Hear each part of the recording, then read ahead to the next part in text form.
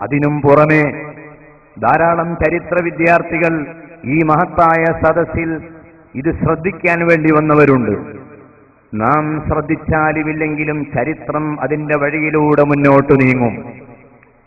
ചരിത്രത്തിന്റെ പശ്ചാത്തലത്തിൽ നിന്നുകൊണ്ട് ചിന്തിക്കുമ്പോൾ 6-ാം നൂറ്റാണ്ടിൽ ഇരുണ്ട യുഗം എന്ന് ലോകം വിശേഷിപ്പിച്ചിരുന്ന ഒരു കാലഘട്ടത്തിൽ ഏറ്റവും വലിയ ഗുണങ്ങൾ ലോകത്തിന് കാണിച്ചു കൊണ്ടുവന്ന ഒരു വ്യക്തി, ആ വ്യക്തിയെപ്പറ്റി പഠിക്കാൻ ഇസ്ലാമിക് കെയറുകൾ യൂണിവേഴ്സിറ്റി തലങ്ങളിൽ ഇവിടെ പ്രവർത്തിച്ചു കൊണ്ടിരിക്കുകയാണ്. മാത്രവുമല്ല, ഒരു വ്യക്തിയെപ്പറ്റി പഠിക്കാൻ ആഗ്രഹിക്കുന്നവർ ആ വ്യക്തിയുടെ ജനനം എവിടെ എന്ന് അന്വേഷിക്കുമ്പോൾ, ജീവിതത്തിന്റെ വിശദമായ രൂപം എന്തായിരുന്നുവെന്ന് അന്വേഷിക്കുമ്പോൾ, ആ നേതാവിന്റെ സന്ദേശം എന്താണെന്ന് പഠിക്കാൻ ആഗ്രഹിക്കുമ്പോൾ അതിന് വ്യക്തമായ ഉത്തരം ചരിത്രത്തിൽ നിന്ന് ലഭിക്കും എന്ന് പറയുമ്പോൾ അതാണ് ഹബീബായ റസൂലുള്ളാഹി സ്വല്ലല്ലാഹു അലൈഹി വസല്ലമയുടെ പ്രത്യേകത. ആ പ്രത്യേകത ഉൾക്കൊണ്ട് ആ നബിയുടെ സന്ദേശം ലോകത്തിന് പഠിപ്പിക്കാൻ ഇസ്ലാമിക സമൂഹത്തിന് ബാധ്യതയുണ്ട്. അതിലുമപ്പുറം നമുക്കറിയാം ആരെയാണ് അനുകരിക്കേണ്ടത് എന്ന വിഷയത്തിൽ പോലും ലോകത്തിനു മുൻപിൽ ഇന്ന് നിസ്സംഗതയാണ് നാം കണ്ടുകൊണ്ടിരിക്കുന്നത്. സിനിമാ താരങ്ങളെയും അതുപോലെ ദുഷിച്ച പ്രവണതകൾ ഉള്ള കേന്ദ്രങ്ങളെയും മാത്രം പിൻപറ്റുന്നൊരു പ്രവണത പുതിയ തലമുറയിൽ കടന്നു വന്നുകൊണ്ടിരിക്കുമ്പോൾ നല്ല വ്യക്തികളെ പറ്റി പഠിക്കുകയും അവരെ സ്നേഹിക്കുകയും അവരെ ബഹുമാനിക്കുകയും അവരുടെ പാത പിൻപറ്റുകയും ചെയ്യണമെന്ന് ഓരോ ഘട്ടത്തിലും ലോകത്തിന് പഠിപ്പിച്ചു കൊടുക്കാൻ നാം വേദികളുണ്ടാക്കുന്നില്ല എങ്കിൽ നമ്മുടെ ഭാവി ആശങ്കാജനകമായിരിക്കുമെന്ന് നാം മനസ്സിലാക്കേണ്ടതുണ്ട്.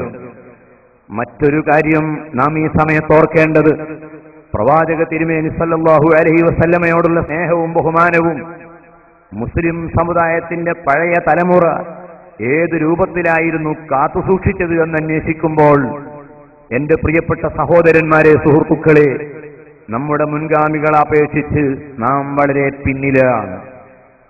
ഫിദാക അബീ വ ഉമ്മി യാ റസൂലല്ലാഹ്, എന്റെ പിതാവും എന്റെ മാതാവും എന്റെ കുടുംബവും എന്റെ സമ്പത്തും എന്റെ എല്ലാം അങ്ങേക്ക് വേണ്ടി ബലിയർപ്പിക്കാൻ തയ്യാറാണെന്ന് പ്രഖ്യാപിച്ച പൂർവീകരുടെ ആ തലമുറയുടെ പാതയിൽ നാം എപ്പോൾ ചരിക്കുന്നുവോ അന്നല്ലാതെ ഇസ്ലാമിക സമൂഹത്തിന് വിജയിക്കാൻ കഴിയുകയില്ല. അതുകൊണ്ട് തന്നെ സഖാഫത്ത് സുന്നിയ, SYS, SSF തുടങ്ങിയുള്ള നമ്മുടെ സംഘടനകൾ രാജ്യത്തിന്റെ നാനാഭാഗങ്ങളിൽ ഹുബ്ബുൻ നബിയുടെ കോൺഫറൻസുകൾ നടത്തിക്കൊണ്ട് നമ്മുടെ തലമുറയെ ഈമാനിൽ അരക്കിട്ടുറപ്പിക്കുവാനുള്ള മാർഗമായി ഇതുപോലെയുള്ള സമ്മേളനങ്ങൾ ഉപയോഗപ്പെടുത്തേണ്ടിയിരിക്കുന്നു. കാരണം തിരുനബി സല്ലല്ലാഹു അലൈഹി വസല്ലമ ഒരു സാധാരണ മനുഷ്യൻ അല്ല. പിതാവിനേക്കാൾ, മാതാവിനേക്കാൾ, ജ്യേഷ്ഠനേക്കാൾ, ലോകത്തെല്ലാവരെയും കാൾ സ്നേഹവും ബഹുമാനവും നൽകി ആദരിക്കുകയും ആ പേര് കേൾക്കുമ്പോൾ സ്വലാത്ത് ചൊല്ലുകയും ആ പേര് നമ്മുടെ വീട്ടിലുള്ള കുട്ടികൾക്ക് ആ പേർ ഇട്ടുകൊണ്ട് മുഹമ്മദ് എന്ന് നാമകരണം ചെയ്തുകൊണ്ട് ആ നേതാവിന്റെ പേര് കേൾക്കുമ്പോൾ ആവേശത്തോടുകൂടി ഇസ്ലാമിക സമൂഹത്തിലെ ഒരു കണ്ണിയായി മാറാനുള്ള ആഗ്രഹം പ്രകടിപ്പിച്ചുകൊണ്ട് ഇസ്കിന്റേതായ പാതയിൽ മുന്നോട്ട് നീങ്ങാൻ എപ്പോഴാണോ മുസ്ലിം ഉമ്മത്തിന് കഴിയുന്നത് അന്ന് മാത്രമേ അവരുടെ ഈമാൻ നിലനിർത്താൻ കഴിയുകയുള്ളൂ. കാരണം സാധാരണക്കാരായ ആളുകൾക്ക് ഇസ്ലാമിനെ പറ്റി വിശദമായി പഠിക്കാൻ അവർക്ക് സമയം ലഭിക്കുകയില്ല. ദുർഘടഘട്ടങ്ങളിൽ, പ്രതിസന്ധി ഉണ്ടാകുന്ന സന്ദർഭങ്ങളിൽ, തെറ്റും ശരിയും വ്യക്തമാകാൻ പ്രയാസപ്പെടുന്ന ഘട്ടങ്ങളിൽ ഒരു മുസ്ലിമിന്റെ മുന്നിലുള്ള ഒരേ ഒരു രക്ഷമാർഗം ഹബീബ് റസൂലുള്ളാഹി സ്വല്ലല്ലാഹു അലൈഹി വസല്ലമയുടെ മഹബ്ബത്താണ്. ആ മഹബ്ബത്തുള്ള മനുഷ്യനെ തെറ്റിക്കാൻ പിശാചിന് കഴിയുകയില്ല. ആ നേതാവിനെ പ്രേമിക്കുന്ന ഒരു വിശ്വാസിയെ തകർക്കാൻ ആർക്കും കഴിയുകയില്ല. ഈ കേരളത്തിന്റെ, ഇന്ത്യയുടെ ചരിത്രത്തിൽ അഹ്ലുസുന്നത്തി വൽ ജമാഅത്തിന്റെ വിജയത്തിന്റെ യഥാർത്ഥമായ കാരണം ഹുബ്ബുർ റസൂൽ എന്ന് പറയുന്ന സമസ്യ മാത്രമാണ്.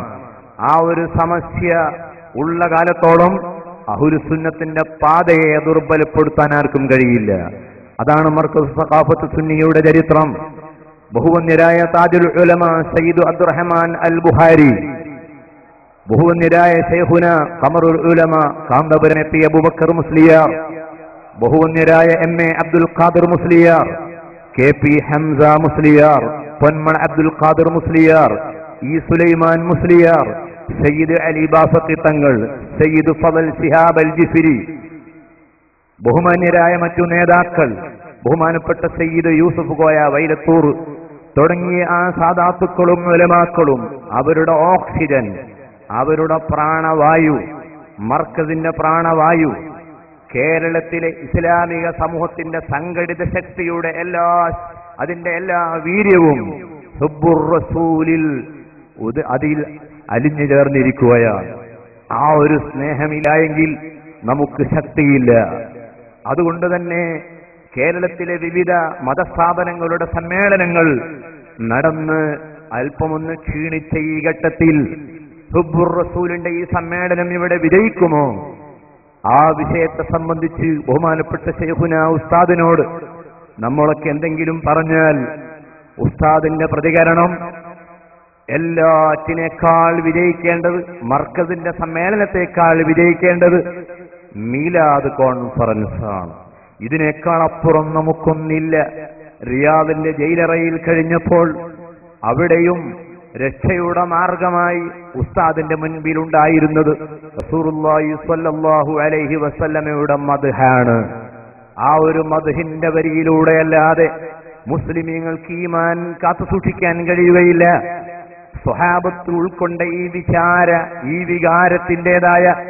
വിചാരത്തിന്റേതായ മാർഗത്തിൽ ഉറച്ചു നിന്നുകൊണ്ട് മുസ്ലിം സമുദായം ആ ഹുബ്ബിന്റെ കൊടികൾ ഏറ്റെടുക്കുക. അവിടെ മക്കത്തുൽ മുക്കറമയിൽ നിന്ന്, മദീന മുനവ്വറയിൽ നിന്ന് നമ്മുടെ പതാക അവിടെ നിന്ന് കൊണ്ടുവന്ന് കുണ്ടൂർ ഉസ്താദിന്റെ സമീപത്ത് കൊണ്ടുപോയി ആ പതാകയാണ് ഈ സമ്മേളനത്തിന്റെ ഗ്രൗണ്ടിൽ ഇവിടെ പറന്നുകൊണ്ടിരിക്കുന്നത്.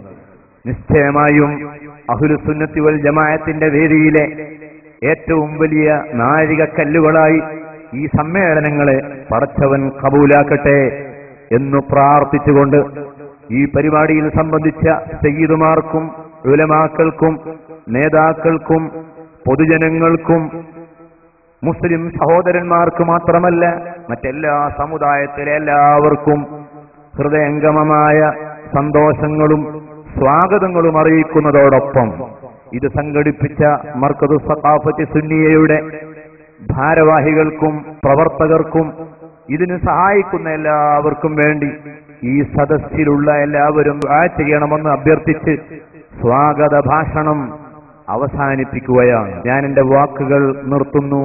വആഖിറു ദഅവാനാ അനിൽ ഹംദുലില്ലാഹി റബ്ബിൽ ആലമീൻ. അസ്സലാമു അലൈക്കും വറഹ്മത്തുള്ളാഹി വബറകാതുഹു.